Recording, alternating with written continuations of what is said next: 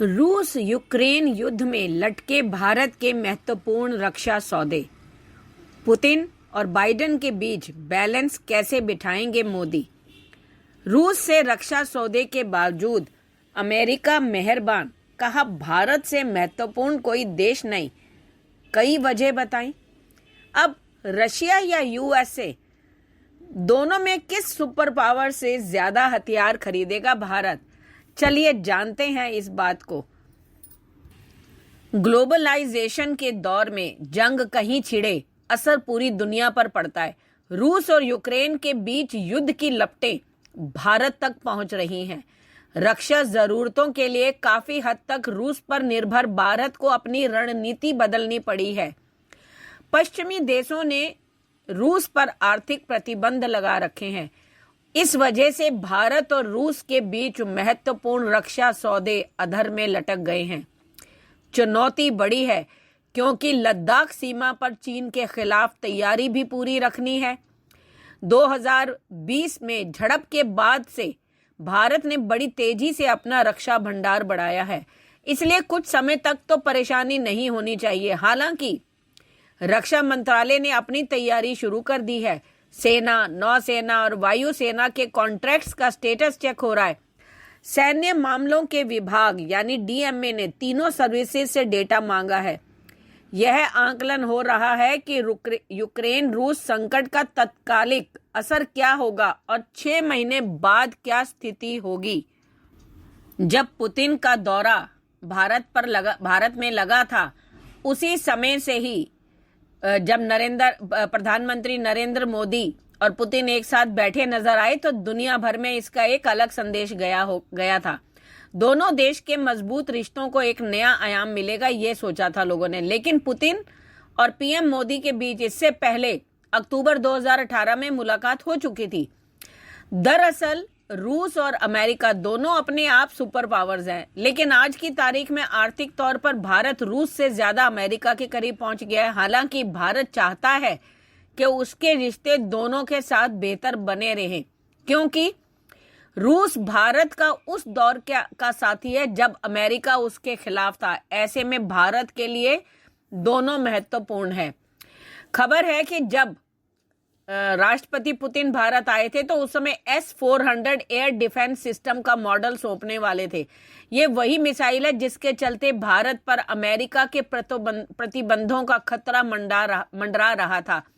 हालांकि भारत सिर्फ S-400 missile ही नहीं बल्कि इसके अलावा AK-203 राइफल्स को लेकर भी 5,100 करोड़ का बड़ा कॉन्ट्रैक्ट भी रूस के साथ कर सकता था। अब अमेरिका चाहता था कि भारत रूस से हथियार ना ले और उस पर पूरी तरह निर्भर ना करे, बल्कि अगर जिस तरह से चीन ने अपने जहाज जो है वो हिंद महासागर में और प्रशांत सागर में खड़े कर दिए हैं, उससे तो और उसने अपने सैन्य शक्ति जो है वो दिखाने का प्रदर्शन स्टार्ट कर दिया है, तो ऐसी सूरत में ये रूस पर ना उतना निर्भर रहे बल्कि अमेरिका से जो है वो दोस्ती करे। लेकिन भारत ने ये कहा कि वो रूस से अपनी दोस्ती नहीं खत्म कर सकता, क्योंकि वो उसका बरसों का दोस्त है जिसने वक्त आने पर उसके साथ दिया। जबकि अमेरिका ने, अगर हम हिस्ट्री को देखें तो उसने जब युद्ध हुआ उसने पाकिस्तान का साथ दिया, लेकिन हिंदुस्तान का साथ नहीं दिया। पर अब हालात बदल चुके हैं। राजनीति के गलियारे में बहुत बड़े बड़े परिवर्तन सामने दिख रहे हैं। अब भारतीय अमेरिकी सांसद रो खन्ना ने बाइडेन प्रशासन से अपील की थी कि वो कैट्सा प्रतिबंधों में छूट के जरिए भारत की चीन जैसे आक्रामक देशों को रोकने में मदद करे। इससे भारत की रूस से S-400 मिसाइल खरीदने की डील का रास्ता साफ हो गया। भारत को अब रशिया से S-400 मिसाइल डिफेंस सिस्टम खरीदने पर अमेरिकी प्रतिबंधों से छूट तो मिल गई। अमेरिका के हाउस ऑफ रिप्रेजेंटेटिव्स ने भी एक मत होकर यह कानून में बदलाव किया, जिसके बाद अब भारत पर रूस से S-400 मिसाइल डिफेंस सिस्टम खरीदने को लेकर कठोर प्रतिबंध नहीं लगेंगे। चीन की आक्रामकता से निपटने की मदद के लिए इन प्रतिबंधों में भी भारत को छूट दी गई और एक बिल पार कर दिया। यह एक एन ब्लॉक यानी सभी साथ में एकजुट होकर संशोधन का हिस्सा था, वो मतलब उन्होंने कर दिया, जिससे नेशनल डिफेंस ऑथराइजेशन एक्ट यानी NDAA पर दोबारा विचार किया गया।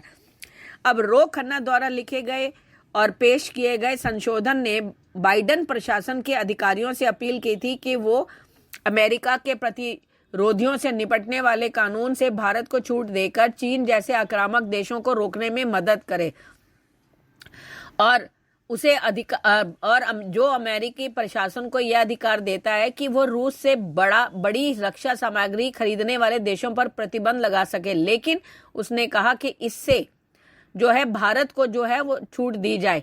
और साथ ही में उन्होंने कहा कि ये संशोधन बहुत महत्वपूर्ण है और मैं अमेरिकी संसद से इसे पार्टी लाइन से ऊपर उठकर पास किए जाने पर गर्व महसूस करता हूं। अक्टूबर 2018 में भारत ने रूस के साथ 5 बिलियन अमेरिकी डॉलर की डील की थी, जिसके अंतर्गत भारत ने रूस से 5 S-400 air defence missile system लेने थे।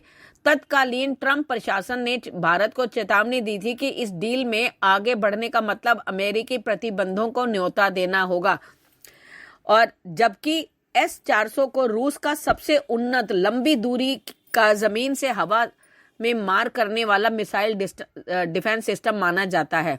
अमेरिका ने रूस से S-400 मिसाइल डिफेंस सिस्टम खरीदने के लिए तुर्की पर पहले ही प्रतिबंध लगा रखे थे। लेकिन इसी साल जब अप्रैल में अमेरिका के विदेश मंत्री एंटनी ब्लिंकन ने कहा था कि अमेरिका ने अभी तक रूस से S-400 मिसाइल डिफेंस सिस्टम खरीदने को लेकर सास्टा नियमों में भारत को ढील देने या संभावित प्रतिबंध लगाने पर कोई फैसला नहीं किया है। इस पर भारतीय विदेश मंत्रालय ने कहा था कि भारत अपनी स्वतंत्र विदेश नीति के अंतर्गत अपने राष्ट्रीय हितों को देखते हुए अपने रक्षा सौदे कर रहा है। तब रो खन्ना ने अमेरिकी संसद में कहा, अमेरिकी राजनीतिक हितों के लिए भारत अमेरिका से बढ़कर और कोई संबंध नहीं है। सांसदों ने कहा कि अमेरिकी भारत की क्रिटिकल और उभरती हुई तकनीक के क्षेत्र में भागीदारी का स्वागत है, यानी ICET में, और ये दोनों सरकारें शैक्षणिक क्षेत्रों व्यापारों के बीच करीबी संबंध बनाने के लिए advance artificial agency, quantum computing, biotechnology, aerospace, semiconductor manufacturing के क्षेत्र में एक साथ आगे बढ़ सकते हैं। अब भारत जो है वो एक इस क्षमता को हासिल कर चुका था और उसने इतना आगे प्रोग्रेस किया कि रूस के साथ मिलकर उसने ब्रह्मोस को भी बना लिया। अब अमेरिका जो अपनी नहीं देना चाह रहा था, अपनी टेक्निक को नहीं देना था, अब वो ट्रांसफर ऑफ टेक्नोलॉजी भी देने के लिए तैयार है। वो कहता है कि चीन से लड़ने के लिए तुम्हें मेरे हथियारों की जरूरत पड़ेगी तो तुम मेरे साथ हाथ मिलाओ, जिसमें वो MQ-9B प्रीडेटर जो है वो और हार्पून मिसाइल और दूसरी और भी इस तरह से जो बहुत जरूरी है जिस वो देने के लिए तैयार हो गया, ड्रोन तक देने को तैयार। अब भारत इस क्षमता को हासिल करने वाला पहला गैर नाटो साझेदार होगा। रक्षा उद्योग में इन आधुनिक ड्रोन का कोई सानी नहीं है, जिसका निर्माण जनरल एटॉमिक्स करेगा। भारत और अमेरिका ने मंगलवार को बड़ी डिफेंस डील जो है वो कर डाली थी और उस पर हस्ताक्षर भी हो गए। जब हस्ताक्षर हो गए तो नेचुरली है कि ड्रोन्स के बेहतर इस्तेमाल के लिए जरूरी टोपोग्राफिकल, नॉटिकल, एरोनॉटिकल डाटा भी मिलेगा। अब अमेरिका द्वारा भारत को 30 प्रीडेटर सशस्त्र ड्रोन बेचने पर बातचीत अंतिम चरण में पहुंच चुकी थी। इस सौदे की अनुमानित लागत $3 अरब है। कई सूत्रों ने इसकी पुष्टि की है कि ऐसा पहली बार हो रहा है जब अमेरिका किसी गैर नाटो सहयोगी देश को ये ड्रोन बेच रहा है।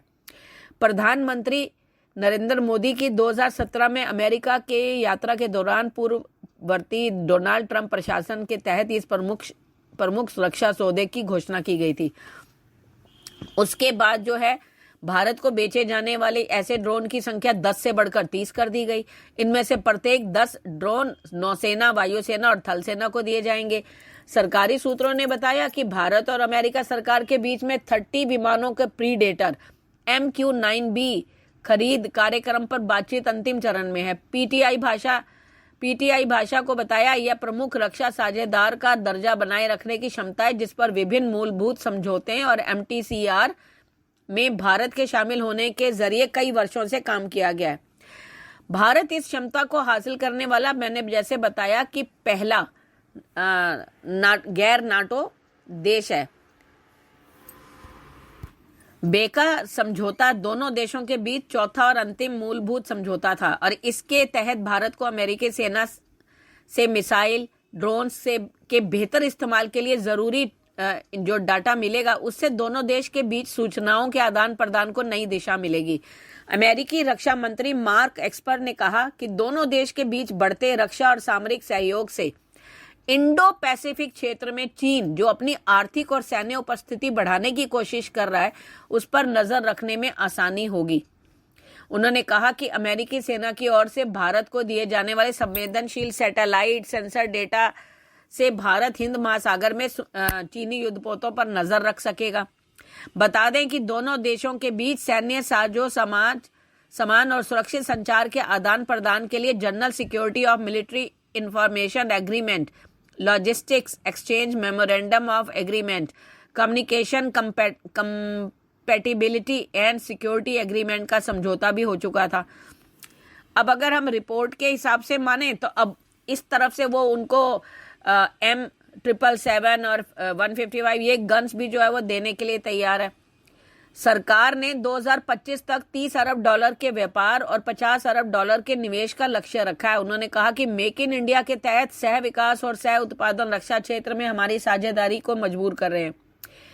अब भारत और रूस के बीच भी हुई थी जिसमें Kalashnikov series small arms manufacturing deal के तहत भारत से 6 लाख से ज्यादा AK-203 राइफल्स का निर्माण किया जाएगा। ये भी हुआ था। 70,000 राइफलें खरीदी जाएंगी। अगस्त में समझौते पर हस्ताक्षर हुए और इसी साल के हिसाब से 2021 से 31 के बीच दोनों के अंदर तकनीकी सहयोग कार्यक्रम समझौता होगा। लेकिन यूक्रेन से युद्ध करते हुए में फंस चुका है रूस, तो ऐसी सूरत में उसके प्रतिबंधों की वजह से वो कई काम नहीं कर पा रहा है। तो रूस ने भी ये फैसला ले लिया कि जैसे भारत ने उसका काफी पैसा देना है जो वेपन्स खरीदे गए और लिए गए, तो उसके बदले में ये जो है अपनी रक्षा वेपन्स बनाने वाली जो कंपनियां हैं उनको भारत में स्थापित करेगा और दोनों जॉइंट वेंचर में काम करें। इसी बहाने पैसा भी वसूल हो जाएगा, दोस्ती भी बरकरार रहेगी और काम भी होगा।